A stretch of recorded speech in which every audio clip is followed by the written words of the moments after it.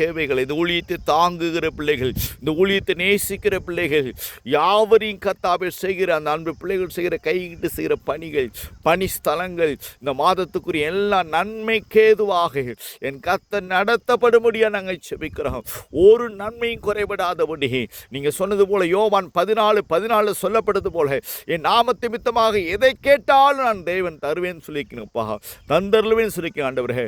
பிள்ளைகள் அநேக நாட்கள் அவனுடைய சமூகத்தில் வேண்டி விண்ணப்பம் பண்ணியிருக்கிற ஒவ்வொரு விண்ணப்பங்களுக்கும் கர்த்தர் அதிசயத்தை அற்புதத்தை செய்யப்படும்படியாக செபிக்கிறேன். இந்த மாதத்தில் ஆண்டவரே அவருடைய விண்ணப்பங்களுக்கு பதில் தந்த நாளாக இருக்கட்டும்பா.